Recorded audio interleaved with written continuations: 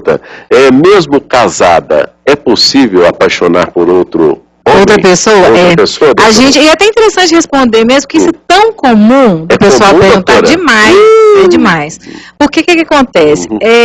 Existe sim a possibilidade de você se apaixonar por outra pessoa, mesmo casada.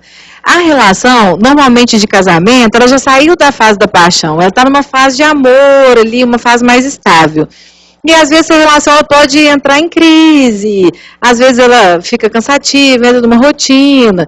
Então, normalmente, quando a pessoa se apaixona por outra, é porque aquela relação está muito desgastada, assim. Então, ela está em crise de alguma forma, né? Mas existe sim a possibilidade, porque a paixão é diferente do amor. Existe até a possibilidade de apaixonar por várias pessoas ao mesmo tempo. Não é obrigatório ser apaixonei por uma e acabou. Só que é difícil apaixonar por dois, porque você foca tanto, a gente fica meio obsessivo quando a gente apaixona. Então aquela pessoa vira assim, tudo na nossa vida. Então, normalmente se apaixona por um, mas pode acontecer por essa relação de casamento que normalmente já não tem mais paixão, né? No casamento já tem uma coisa estável, e principalmente se tiver em crise, que é bem provável que esteja, né? Essa relação dela esteja bem em crise, aquela coisa, meu marido não olha mais pra mim, aí chega em casa, nem cumprimenta direito, não conversa, aí ela também, às vezes, igual tá falando ali dentro, a gente tem muita tendência a cobrar do outro, mas às vezes a gente não faz também. Então, às vezes, a pessoa fala assim, no início, a paixão, ele fazia tudo por mim. Aí eu falo, mas a gente também fazia tudo por ele, né? Então, a gente tem uma tendência a esquecer que a gente para de fazer também e cobrar só do outro aquela relação. E, gente, muda muito. A paixão, ela tem um tipo de forma de ser e o amor, ele é diferente. Não adianta a gente cobrar do nosso marido te ligar 24 horas por dia, mandar flor o tempo inteiro, que não funciona dessa forma. Já entrou em outro patamar de relacionamento, né? É lógico que a gente pode dar uma cobradinha de vez em quando, uma coisinha ou outra, pode fazer por ele, quando a gente faz pelo outro, automaticamente ele faz por você. Por exemplo, se a relação já está em crise, ruim, você pode começar, além do diálogo, faz a comida que ele gosta um dia, mas não faz numa hora que vai dar errado, não, porque a gente é dona de fazer isso. Tipo, quinta à noite ele vai no futebol com os amigos, você faz a comida quinta à noite. Eu queria que você ficasse aqui para comer. Ele vai falar, não, meu futebol. Então, às vezes a gente faz sabotando. Então, faz num dia que você sabe que ele chega cedo, aí relembra, pega fotos da época dos seus, conversa sobre isso, como que era bom. Isso vai retomando, até para tirar um pouco essa situação de ter o perigo e o risco de você se apaixonar por outro, né? Então, pode acontecer sim, viu? Muito bem, doutora. Muito bem. O povo não gosta muito de ouvir essas coisas. Mas fazer o quê, né, gente? Tem que falar a verdade. Mas o homem também tem que fazer a sua parte. Tem que fazer, os dois têm que fazer. Não é só a mulher preparar ali uma janta, não, né? Então o homem quando também, claro que no momento certo, né? Que senão depois o camarada faz o negócio na hora errada. Vamos sair, vamos jantar fora. Vamos sair, vamos pegar um cinema. Eu falo que às vezes, Eduardo, é importante, a gente fica esperando muito a reação do outro, e às vezes se a gente começar, o outro reage bem. Então, não adianta a gente esperar do outro e cobrar o outro tem que fazer, o outro tem que fazer. Às vezes, se você perceber, tá ruim, mas eu tô fazendo alguma coisa para melhorar também? Às vezes você não tá. Então, começa. Se você perceber uma reação dele, porque pode acontecer, aí ele anima. Aí no outro dia, você fez aquela comida que ele gostou, normalmente o homem pega pelo estômago, né? Aí ele vem e chama para ir jantar fora, porque ele fica feliz com aquilo lá, ou às vezes ele chega até mais cedo em casa e conversa. Então, assim, vamos tentar, a reação não tem que partir só do outro, pode partir da gente também. Agora, pode acontecer aqueles casos que o cara come, reclama da janta e vai embora, aí já é difícil, né? Aí você já tem que dar uma sentada nele também e ter um diálogo aí. Mas, doutora, o homem é pego pelo estômago. A grande maioria já percebi isso. E a mulher que não sabe cozinhar, doutora? Aí ela tem que, pelo menos, comprar alguma coisa boa lá. Mas é uma das coisas que a gente percebe, eu já vi isso muito no consultório. O homem fez uma comidinha pra ele, gente, desbanca.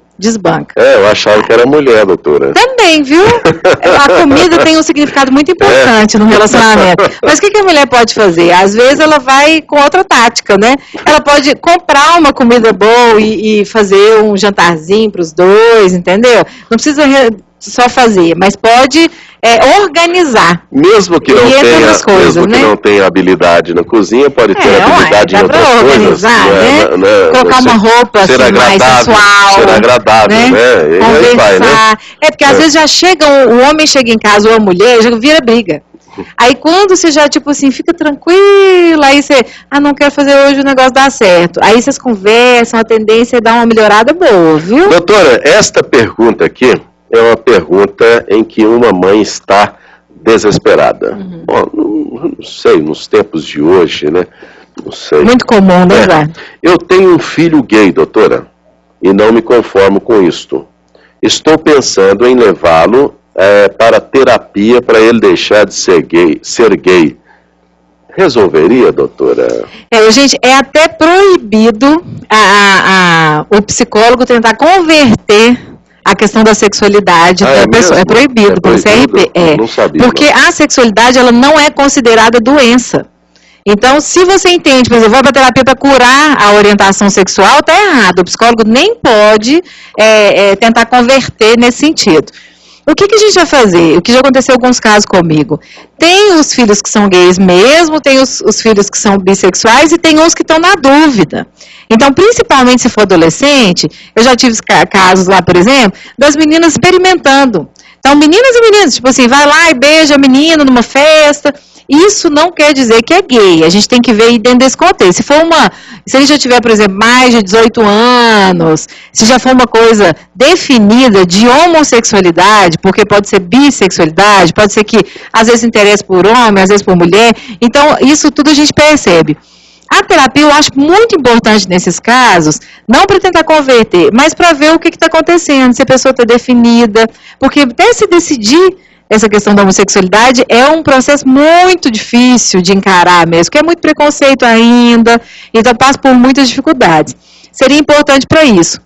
Ou, às vezes, a terapia até para a mãe, porque se ele tiver definido o que é, a questão de orientação sexual já estiver definida, porque pode não estar, até para ela aprender a lidar com essa situação, para entender como que ela vai reagir, como que ela pode tratar o contexto de tudo. Agora, a terapia, ela não converte. Não, ela não vira, agora a sua orientação é essa, vamos mudar aqui. Ela não faz isso. Mas ela ajuda muito no processo, por exemplo, ou de organização. Igual eu falei, às vezes não sei como que você sabe dessa informação, às vezes ficou sabendo que a menina beijou outra, isso aí não quer dizer que é homossexualidade. Então, até eu acho mais importante a mãe ir para uma terapia primeiro, para ver o que está acontecendo e trabalhar essa questão, e às vezes até ir a família mesmo, depois ir o filho, e trabalhar essa questão toda, se é uma questão de homossexualidade mesmo ou não, né? Porque às vezes você já diagnostica, né? A pessoa já entende que é uma coisa negativa, ainda utiliza de um diagnóstico, e a orientação não tem nada de problema, não tem nada a ver, orientação sexual não é problema, tá? Sim. Então, por isso que é importante, às vezes, ela ir numa terapia e conversar sobre isso, ver o que está acontecendo, tudo mais, para ela trabalhar, tá? Doutora, este telespectador está vivendo um drama. Ele é deficiente físico, vive com dificuldades com a esposa. Desde quando o filho dele, mais velho, nasceu? Por exemplo, ele comprou um produto lá para casa dele, que a doutora está vendo aqui, que às vezes se eu contar a história, gente, pode juntar, né? Do jeito que está aqui, às vezes a pessoa junta uma coisa com a outra e ao invés de nós ajudar, nós vamos caçar mais confusão, né? Então aí ele comprou um produto para ajudar em casa, na cozinha. Pois quando a esposa dele, ela emburra, ela não quer cozinhar. E aí ele e o filho dele têm que se virar e tal. Aí ela então consumiu com esse produto que ele comprou para ajudar. Ela não gostou e jogou fora. Né? Vive brigando com ele sem motivo, inventa que ele bate nela, fala que quer vê-lo na cadeia e quer que todo jeito ele saia de casa. E aí, doutora? Gente, essa relação tá bem ruim, né? Ela não tá nada assim saudável, né? Então, o que é interessante? Às vezes, essa questão de ser deficiente físico não tem nada a ver. Porque eu já atendi casos de situações dessas onde a pessoa nem era deficiente físico e isso não interferia. Às vezes é porque a relação desgastou demais mesmo, ela não gosta mais, ou ela já está amargurada demais, ou às vezes até o perfil dela, um perfil mais difícil mesmo, pode ser. Então, porque às vezes as pessoas são pessoas boas, assim, mas a relação, às vezes quando a pessoa está fazendo uma coisa que ela não quer, por exemplo, está numa relação que ela não gosta mais, ela vai ficando amargurada, você vê que aquela pessoa fica assim, difícil demais de conviver. Então, o que é a questão aí? Primeiro, ele trabalhar essa questão da deficiência física, de pensar se isso está diminuindo a autoestima dele. Porque o deficiente físico, ele pode viver tranquilamente, se relacionar. Isso aí eu já tive vários casos de gente casada com deficiente, e isso não interfere. Doutora, principalmente na autoestima, né? Só te interrompendo, chegando mais informações com relação a este caso, ela tem um problema com bebida. A mulher. Tá bem aparecendo. E aí ela chega em casa com alguns hematomas. Entendi. Né? E aí ela fala que o marido assim, que provoca. Né? Aí ela apareceu com hematomas no seio, diz que teria sido ele que bateu. Está mais... tá. E agora ela está tendo acesso à conta dele. No banco? Ele... sim. Ela... o que eu ia dizer, está precisando mais de uma consultoria jurídica do que psicológica. Mas eu acho interessante, eu acho que nesse caso não convinha a terapia de casal. Eu acho que o interessante seria uma terapia individual para ele. Até para ele entender por que ele está tolerando essa situação toda. Então, o que acontece? Para ele tolerar isso tudo, a tendência é que a autoestima dele esteja muito baixa. Então, se tem alguém, gente, eu falo que a relação, ela é praticamente 50% de responsabilidade para cada um. Aí a pessoa, não, mas ali, por exemplo, dentro desse contexto, a gente tende a julgar a mulher e falar, que é isso que você está fazendo com ela, vai embora, né? Mas, para ela chegar no ponto que chegou, é porque ele está aceitando muita coisa. Então, não tem ninguém para mandar, não tem alguém para obedecer. E a gente vai estabelecendo um limite. Se a gente percebe que o outro está mandando demais na nossa vida, é porque a gente está deixando demais. Então, a gente tem que se posicionar. O que eu percebo aqui, ela falou que acrescentou falando que ela é alcoólatra. Então, um vício, ele tende a piorar demais uma relação, porque a prioridade da pessoa passa a ser o vício, ela larga de preocupar com todas as outras coisas. Ela fica mais agressiva mesmo, a tendência é a pessoa alcoólatra ficar mais agressiva. Então, o que é o interessante? Ele fazer uma terapia individual para sair dessa situação. Por que ele está tolerando essa situação? Quer dizer que a autoestima dele, no mínimo, está muito baixa. E o filho vendo essa relação vai ter muito trauma, você pode ter certeza. Doutora, ver se eu entendi. Ele já entra em desvantagem por ele ser deficiente. Ele entende sim, não quer dizer, né? Ele entende sim, porque tem muitos deficientes que vivem muito felizes, bem, né? Depende da autoestima. E tem muita gente que não tem deficiência que passa pela mesma situação, porque a autoestima está baixa. E aí então ele coloca na cabeça dele que ele é inválido, que ele é um fraco, que ele é um derrotado, que ele é isso, que ele é aquilo, e aí então ele vai só ficando para baixo. Mas para levantar, primeiro ele tem que gostar dele. Tem que gostar dele. Para ele se posicionar frente a essa situação que está acontecendo com ele, né? Sim. De muita humilhação que ele está passando.